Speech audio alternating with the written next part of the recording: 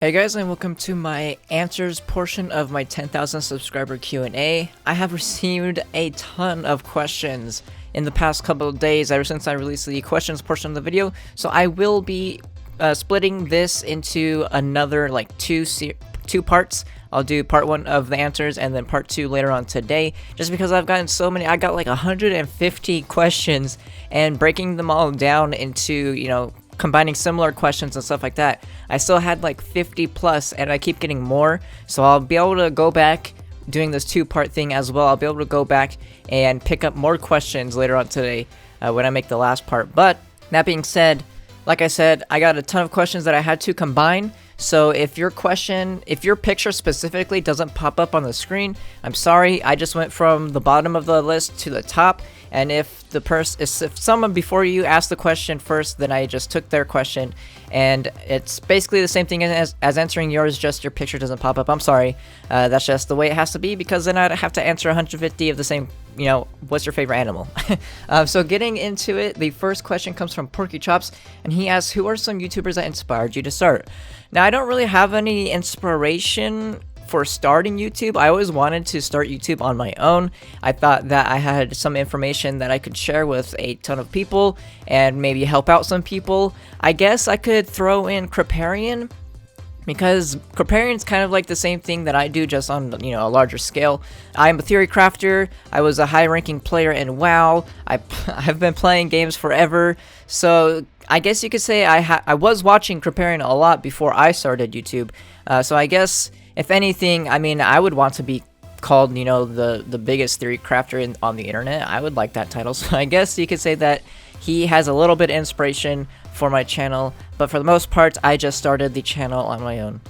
The next question comes in from Porky Chops once again, and they ask, what is your favorite mount aesthetically in Trove? Now, my favorite mount aesthetically in Trove would be the Striding Star Chaser, and I like it specifically with a costume, the level 20 Revenant costume. I just think that they go together perfectly, so that would be my favorite combo as well. The next question comes from Fear Ash 123, and they ask, can you do vlogging? I don't really find vlogging fun. I am an informer. I like helping people out with gameplay. I'm a gamer. I don't have much to show off in a vlog. Plus, I find looking at a camera, even though I use my camera for 8 hours a day when I stream, I don't like looking at a camera directly. It just feels awkward to me. So I don't really find vlogging fun, and I probably could say that I won't be doing it in the near future, if at all. So the next one is, what is your favorite pet and color? My favorite pet would be a dog. I like dogs a lot. And my favorite color is green. And how old am I? I am 22. The next question comes from the awkward guy, and they say, damn, you've definitely came first since Trove's release. That is true. The questions are, what are other games did you really enjoy other than Trove? I'm assuming you mean like currently, what games do I enjoy? I enjoy pretty much everything. Right now I'm really into survivals, to be honest. If I'm not playing Trove, I'm playing like a survival game, or I'm playing a BR game. I really enjoy those a lot. I like FPSs a lot. I play CSGO, I play Battlefield. I'm definitely looking forward to the new Battlefield coming up. And Dark Souls 3 is like one of my favorite games of all time. Well, Dark Souls 1 is one of my favorite games of all time, and Dark Souls 3 is just, the next iteration of it. So I really enjoy the Dark Souls series. Honestly, like Dark Souls, I want to go back and play it, but Trove is taking up so much of my time that eventually we'll go back to some Dark Souls 3. But for now, we're gonna stick to Trove. What makes Trove special? What makes Trove special is you guys, like my community. I know probably everyone says that, but the reason why I know I can say that without a doubt is because of the interaction that I get with you guys, especially while streaming. Like, my stream is direct proof of how awesome we are as a community.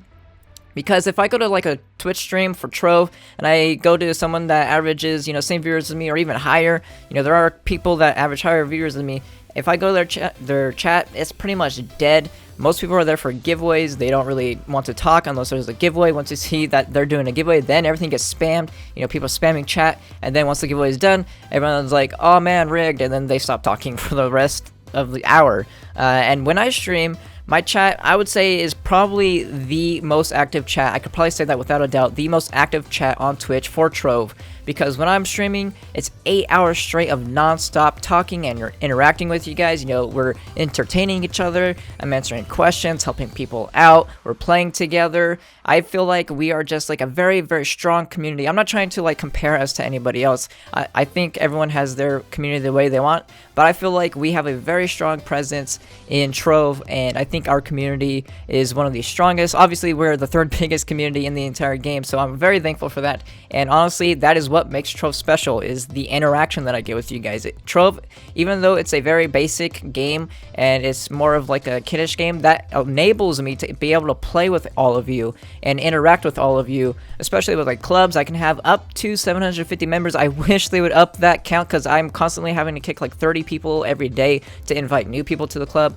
but I wish they would raise that so I could talk to you guys whenever I'm playing as well. But for the most part, I do talk to, you know, about 1,000 people a day, because the club limit is 750. So I would say that is what mostly makes Trove special. Obviously, the game does get a little dull at some points, so I don't really want to say gameplay, because honestly, like, it does get dull. I think everyone can agree to that. It's definitely not the gameplay of the game. Next question is, can you put your LP videos in this channel instead of the other one? And yes, that is exactly what I'm going to be doing. You kind of read my mind. I was talking about that last time on stream, on the Friday stream this week. I will be doing my Let's Play videos on this channel for now and pretty much forever on. The reason why I even did like 2 channels in the first place is because when I first started Trove and I had like 100 subs on on my main channel and then 10 subs on my, you know, Let's Play channel, it felt like a good idea to keep one specific channel for Let's Plays and one specific channel for guides. I felt like if someone wanted to watch a guide, they would sub to this channel. If someone wanted to watch a Let's Play, they would sub to this channel. And I also felt like single player games aren't really appropriate on a main channel, because it's basically, you know, just a single player game. There's no interaction with the audience, there's no real information to be learned. I don't know, it felt weird to have single player games on my main channel. But since then, it still feels a little weird to have single player games on your main channel, but I have done some in the past, like Slime Rancher and Stardew Valley. Even those are getting co-ops in the near future. The reason why I did those ones is because they were in line with Trove, like they're kind of like a Trove aesthetic. That's the only reason why I started with those. But I feel like I should just put everything on my main channel. There's only like 180 subs on that second channel, so I'm just gonna let that channel die out. And I was even thinking to bring the videos over, like at least my Outlast series, because Outlast I think was the only game that I actually finished on that channel. So think about just taking my Outlast series, re-uploading it to this channel, and then from now on, if I do any single player games, I will upload them on this channel, kind of like how I do, you know, Stardew Valley, Dark Souls 3, and Slime Rancher. I'll just upload them in conjunction with another video. And finally, he asks, can you stream on YouTube instead of Twitch? Now, I do feel like I would get a lot more viewers on YouTube, because I have 10,000 plus subscribers on YouTube, and it's way easier to get a YouTube audience to watch a YouTube live stream than a Twitch live stream. Because to get you guys to Twitch, I have to upload a video saying, you know, go check out my Twitch, or I have to hope that people that are following me are online when I am streaming on Twitch, because it has to be specifically that time. But when I do it on YouTube, it like kind of sends out an information. I think it does, like it'll send out a notification to everybody. So I do find like it would be probably more beneficial. But honestly, I've been streaming on Twitch for a year. Everyone knows that if I do my hard mode carries, they're on Twitch. I have like 3.2 or 3.1 thousand followers over there as well. Like, that community is very strong. Like I said, we have one of the strongest, I would say, communities in that Twitch space. A lot of people in the Twitch space know me, so I think we're just gonna stick over there. I do see the benefit of going to YouTube, but I feel like I just want to stick over to Twitch because it does grow rapidly for me, and I feel like we just have a strong community presence over there. Alright, moving on to the next question is from Epic Chicken. They ask, what's your biggest tip for someone who is trying to get to U8 but has literally the worst Empowered Gem box luck? The 2 Empowered Gems I have equipped are already high level, and U7 grinding is very frustrating. Any tips? I do have a tip for this. This is going to sound weird, but upgrade whatever you have. Like, getting to U8 from U7 is literally double the amount of experience, plus you can get your Clash Gem key, so if you're playing like a Shadow Hunter, that literally quadruples your attack speed, which is better than anything else. If you're playing Shadow Hunter and you have a magic damage gem, upgrade it. Who cares? You're gonna waste a little bit of dust in the short term, but you're gonna gain a ton of dust. You're gonna gain so much more than you spent. Trust me. Getting to U8 and even U9, I would suggest going all the way to a 10k power rank with whatever you have. Like, get to 5k, farm up for like an hour, get some shadow gems, and then level up those shadow gems up until you can hit 10k power rank. I think you have to have all level 17 shadow gems, so you have to get all 6 slots of level 17 plus the 3 empowered gems have to be like level 20 or something if they're radiant. So just do that, because going from U8 to U9 is so crazy. Like, trust me, when I hit 10k power rank and I went to U9, I was blown away about how much dust and gems you get. Plus, with the patron pass giving you every 35 dungeons is a guaranteed stellar. It's just crazy not to be in U9, because say you have a magic damage gem and you're able to, you know, leech off people and get to U9, you're going to be upgrading your shadows with stellars instantly. Sorry about hitting the mic. So yeah, I would just say get to U9, or go as far as you can. Get to U8 first.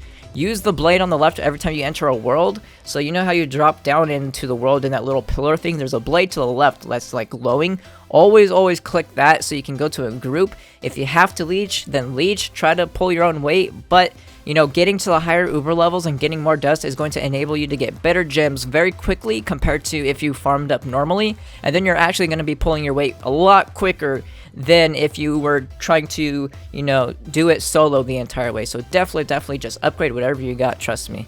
The next question comes from Brett Bell, and they ask, how did you get into the YouTube scene? What made you decide to focus on it somewhat of a career? Any tips for people wanting to get into it? So I started YouTube because I felt like I had a above average set of skills that I wanted to share with other people so they could achieve it as well. Not to try to sound cocky, but you know, when you can tell like when you are very good at something. It's not like, it sounds so wrong, but it's hard to explain it without saying it this way. Because in WoW, you know, I was a top 10 player like in the entire world for paladins. In Hearthstone, I got legend in a day for the first season. In shooters, you know, I do quite well sometimes, you know, carrying the teams. Even in like CSGO, I can drop 30-0 very commonly.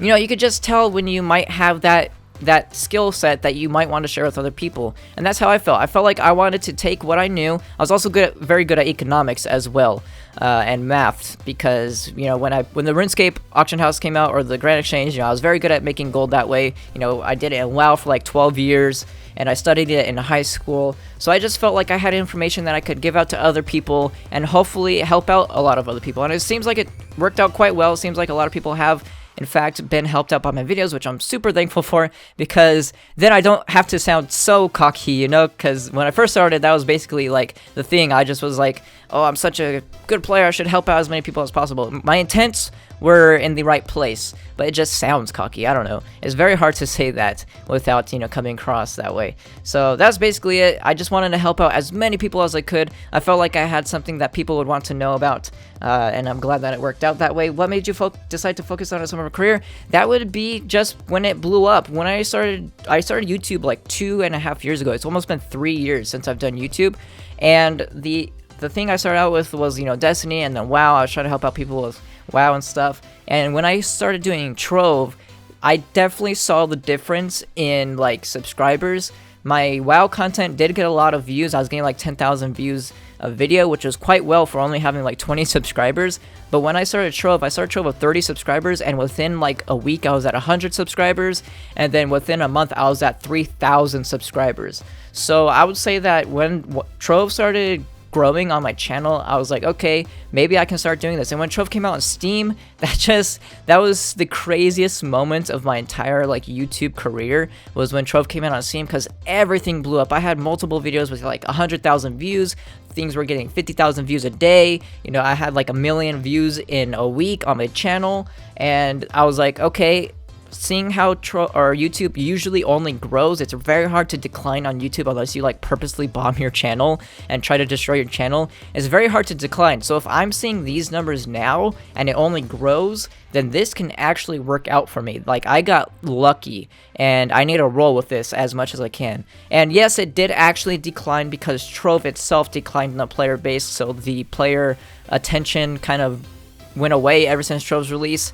I know I can't get that ever back, but from where we are now, it's still very good. You know, we're at 10,000 plus subscribers. I'm still getting hundreds of thousands of views a month. So I would say that it's still working out for me quite well. And any tips for people wanting to get into it? Do whatever you want.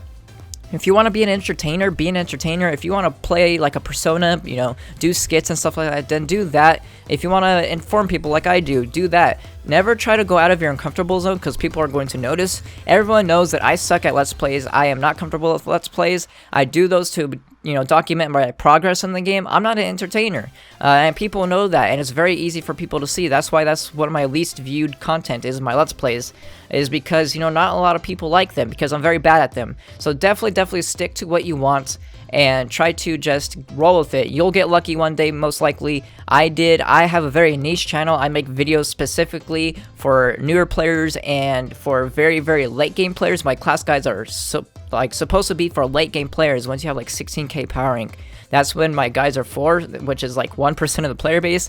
So you can tell, like, even I have a very niche channel. I don't entertain people, which is most likely what people are on YouTube for. People want to be entertained, not lectured. So even with me, with the niche channel, we're still one of the largest communities, the third largest community in the entire game. So I would say just roll with it, what you want to do, and it will most likely work out for you. The next question comes from Matt Kulik, and they ask, what's the best magic damage class for mostly damage? That would most likely, I don't know 100% because I don't have all 4 characters put at 16k power rank, but I would put my money on Chloromancer for, solo DPS. Like, if you just count everyone's DPS in Ultra as their own, it would be Chloromancer. But most definitely, obviously, Ice Age has the highest, potential DPS in the game when you're playing Ultra modes because they boost the damage of every other character in the entire party. If you want dungeons, though, and not Ultras, then it would definitely be Pirate Captain, and to an extent, Dracolite. Dracolites are mostly for Shadow Towers as well. So definitely Pirate Captain for dungeons, and the Chloromancer, Ice Age, and Dracolite for Shadow Towers. Fae is nowhere to be seen. Don't play Fae, trust me. That thing just got knocked off the map when it came to Mantle of Power. It's literally the worst class in the entire game from what I've seen. So I would stay away from the Fae. Does the Essential Pack give you items that you already have collected, like tomes? Nope. If you buy a pack, it automatically collects everything in your collection, and if you already own something, then you just don't get it at all. It will not give you a tradable version if you already own it. I had the Dragon Tome way before the Essentials Pack was a thing, and it didn't give it to me. That's how it is for everything. If you buy something with qubits, it unlocks automatically. If you buy a pack, everything unlocks automatically. The only way you can get tradable items from the store is if you buy the specific item with credits. That way you have to pay full price, and then you can trade it like, class coins, the bulldozer, any mount, any ally, or not ally, wings. You have to buy them specifically with credits and that specific item. Next question comes from Toast, and they ask, how do you make a living? So right now, currently, it is strictly YouTube. I do make enough for what I need. It definitely is not like my old full-time job. I make nowhere near that much, but I also had a decent job in the first place.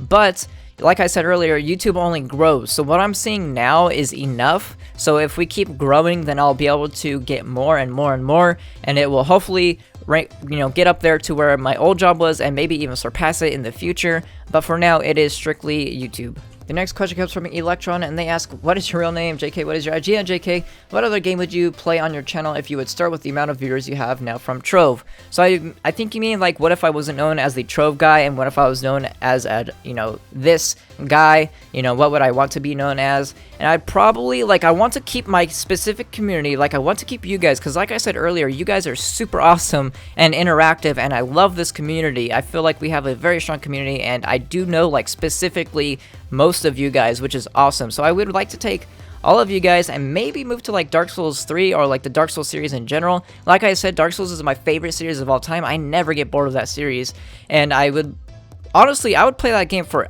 the rest of my life if I could. So if I could, I would say Dark Souls 3, but like I said, I want to keep the specific, Trove community that I have now. I know that's not possible because obviously everyone's here for Trove. I'm here for Trove. That's what I've been doing for the past 3 years, is playing Trove.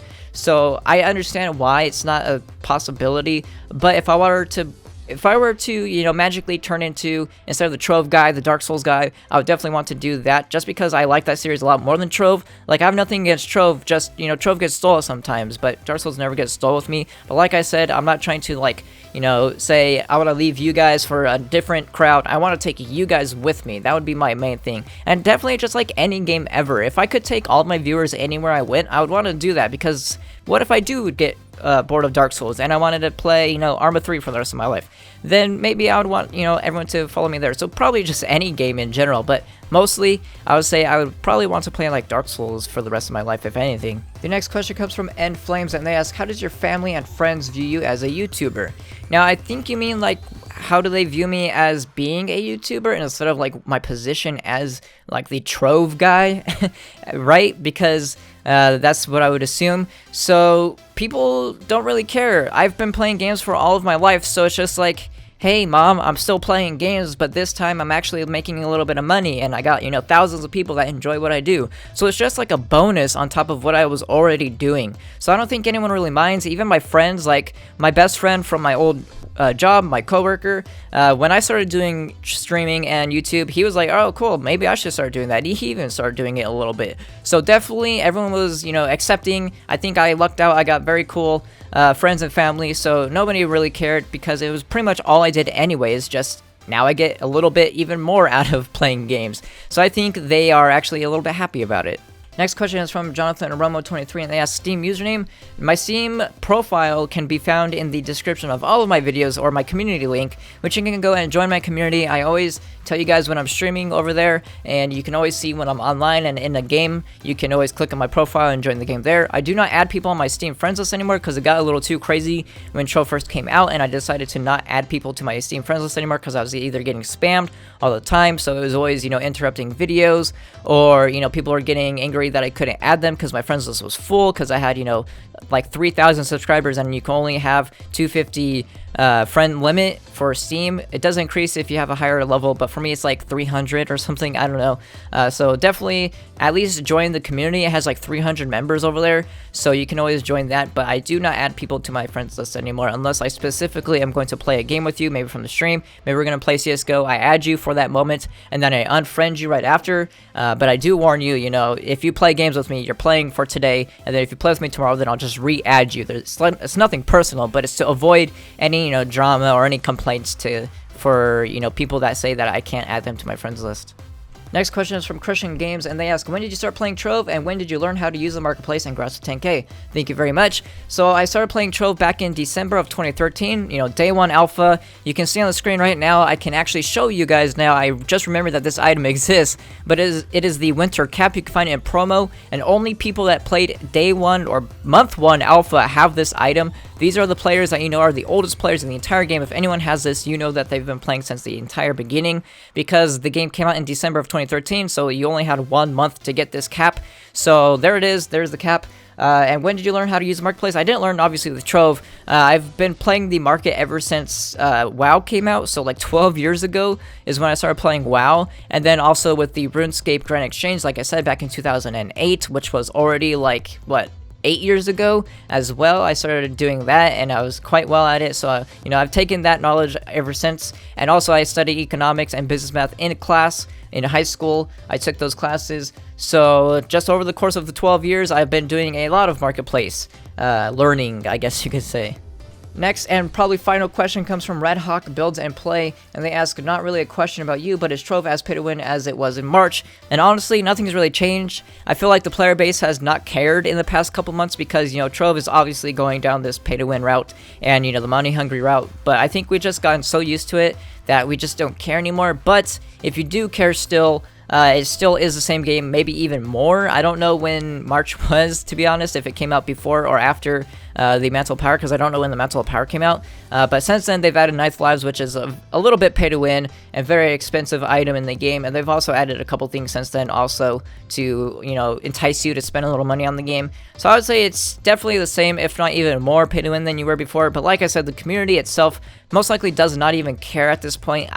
You know, you can definitely tell the difference between my tone specifically, because I don't hound Tryon as much as I did before, because honestly, none of it worked. They did revert some changes that I talked about, but most of the time, you know, if they make a change for money, then it's going to stay in the game. They're not going to revert it because they're making money off of it. Why would they, you know, not make money just to keep their player base happy? You know, they're keeping the player base that they have. They know that. Everyone knows that if you're playing the game right now, you're going to play the game no matter what they do. You complain all you want, but you still come back and play the game. And they know that for sure, so that is why they're going to stick like that forever. And that is going to be it for part 1 of my answers portion of my Q&A. Remember, I'm going to do a part 2 later on today. I want to keep the video separate because it's an hour long. I already did this video, but it took me an hour to read off all the questions because I got so many questions from you guys, which is awesome. But that is why I'm splitting it in two, so people don't have to sit here for an hour straight. People can, do half an hour at a time. You could always pause the video and come back later. By the way, if you don't know, YouTube uses HTML5, which means if you pause the video on your mobile device and you come back later, tonight on your desktop, you can always resume where you were. So if you want, you can always come back to the videos, even if they were an hour long, and resume from your last place that you were. But that is going to be it. If you guys enjoyed this, make sure to give a like, and remember, part 2 is coming out later tonight. I will see you guys then.